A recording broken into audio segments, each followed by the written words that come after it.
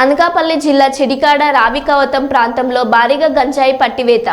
సుమారు 12 లక్షల విలువ చేసే 250 కేజీల గంజాయి స్వాధీనం.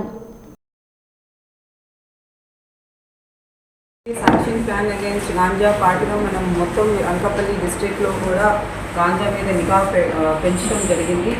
సో ఈ ఎఫర్ట్స్ రిజల్ట్గా నిన్న మనకి 2 మేజర్ క్యాచెస్ అయ్యి చిడికాడ పోలీస్ స్టేషన్ లిమిట్స్లో ఒక 150 కేజీస్ గాంజా పట్టుకున్నాము.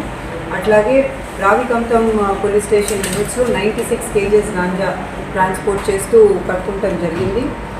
చిడికాడలో పట్టుకున్న కేసులో 4 అక్యూజ్ని ఆల్రెడీ అరెస్ట్ చేశాము. ఇంకా 2 అబ్స్కాండింగ్ అక్యూజ్ పేర్లు కూడా ఉన్నాయి, వాళ్ళని కూడా తొందరలోనే అరెస్ట్ చేస్తాం. అట్లాగే రావికంఠం కేసులో కూడా అక్యూజ్ని అరెస్ట్ చేస్తాం జరిగింది. దాంట్లో కూడా లింకేజెస్ మనం ఎస్టాబ్లిష్ చేశాము.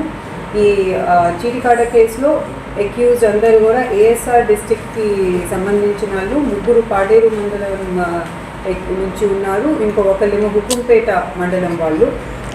ఇక్కడ రావికంఠంలో కట్టిన కేసులో కృష్ణా డిస్ట్రిక్ట్కి సంబంధించిన అక్యూజ్ని అరెస్ట్ చేయడం జరిగింది. మన డిస్ట్రిక్ట్లో